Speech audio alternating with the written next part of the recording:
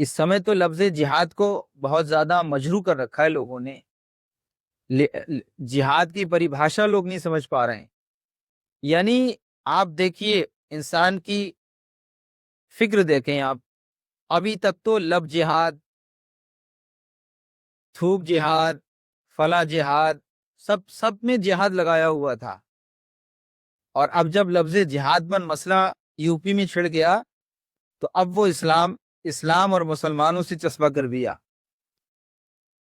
جہاد اپنے نفس سے کیا جاتا ہے. جہاد ہر ظالم کے مقابلے میں کیا جاتا ہے. اگر کوئی ہمارے سماج کی بچی کے ساتھ کوئی بدتمیزی کرے، اسے راستے میں چھیڑے، تو آپ کیا کرو گے؟ اسے بچاؤ گے نا. اس بچی کو ان ظالم کے چنگل سے آپ بچانے کی کوشش کرو گے. اسی کو تو جہاد کہتے ہیں. جد و جہد کہنا. جد و جہد جب کرو گے تبھی تو آپ ظالم سے اس بچی کو بچا سکتے ہو. راستے چلتے کوئی غریب شخص تھا اور چند لوگ اسے مارنے لگے، پیٹنے لگے. آپ نے آگے بڑھ کے اس غریب مسکین کمزور شخص کو اگر بچا لیا تو اسی کو جہاد کہتے ہیں. اسلام کو سمجھنے کے لیے اسلام سے محبت کرنا پڑے گا. اسلام کو سمجھنے کے لیے اسلام کی سچائی کو آپ کو سمجھنا پڑے گا. آج جو لفظ جہاد کو بدنام کیا جا رہا ہے، ارے مذہب اسلام تو ایسا پاکیزہ مذہب ہے کہ جب جب ظالموں کے مد مقابل میں اسلام کے پیروکار آئے تو اگر سامنے والے لوگ ہارے،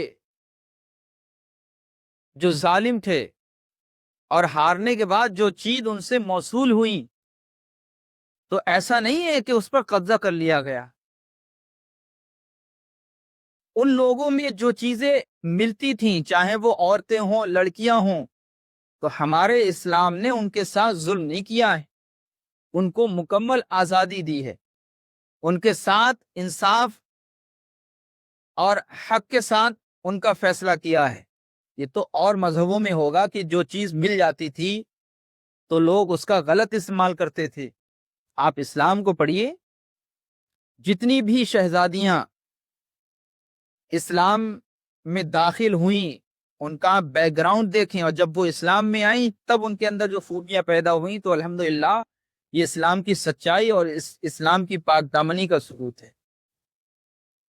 تو ہم گزارش کرنا یہ چاہیں گے، ہمارے صحابہ کرام یا آقا علیہ الصلوۃ والسلام جب جب کسی جنگ کے لیے جاتے تھے اسلام کی بقا کے لیے، اور خود سے جنگیں نہیں ہوئی اسلام میں، یہ بھی دھیان رکھیں آپ. لوگوں نے اسلام کے خلاف جب بولنا شروع کیا، انسانیت کے خلاف جب بولنا شروع کیا، لڑکیوں کو زندہ درگور کرنا جب شروع کیا، حقوق کی پامالی جب کی جا رہی تھی، ایک دوسرے پر ظلم کیا جا رہا تھا، تب الحمدللہ اسلام نے ان کے مقابل میں کھڑے ہو کر ان سے جہاد کیا اور انسانیت کو بچایا. لڑکیوں کو زندہ درگور ہونے سے بچایا.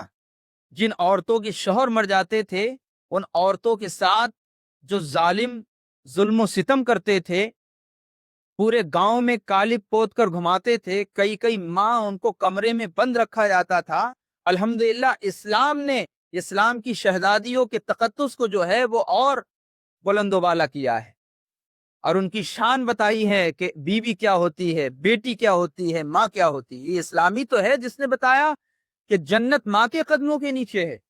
بیٹیاں جس گھر میں ہوتی ہیں اللہ کی رحمتیں نازل ہوتی ہیں، اور اسی اسلام کو جو ہے وہ جہاد کے ساتھ جوڑ دیا گیا. لفظ جہاد کوئی برا نام نہیں ہے بلکہ پاکیزہ نام ہے، بس اس کو سمجھنے کی ضرورت ہے. اور صحابہ اکرام جب آتے تھے، کوئی جنگ کا معاملہ آتا تھا تو رب کی بارگاہ میں روتے تھے، گڑ گڑاتے تھے، اے مولا تو ہماری مدد فرما.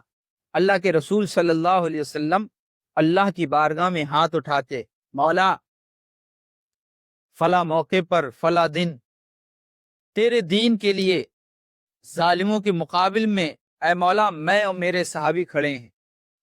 تو دعا کرتے تھے، اللہ ان کی دعا کو قبول فرماتا تھا، کامیابی ان کو ملتی تھی.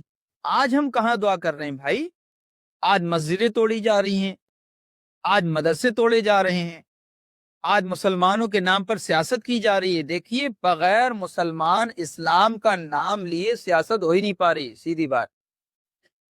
ایسا کون سا بیان ہے کہ جس میں گوشت، مسلمان، اسلام، مسجد، خانقاہ، مدرسہ، جب تک یہ نام نہیں لے لیتے تب تک ان کی سیاست نہیں ہو پاتی؟ یار صحیح بات تو یہ ہے کہ یہ مسلمانوں کے نام کی وجہ سے سیاست کی جا رہی، اور آج مسلمان اور اسلام کو جو لوگ بدنام کر رہے ہیں وہ اسلام کی تاریخ کو اٹھا کے دیکھیں۔ بڑے بڑے فرعون، بڑے بڑے ظالم آئے اور انہوں نے اسلام سے لڑنے کی کوشش کی تو آپ دیکھ لیں کون زندہ رہا۔ یزید آیا امام حسین کے مقابل میں، یزید اور اس کے پیروکار نے تو یہ سوچا کہ ہم نے امام حسین کو شہید کر دیا، لیکن جیت کس کی ہوئی؟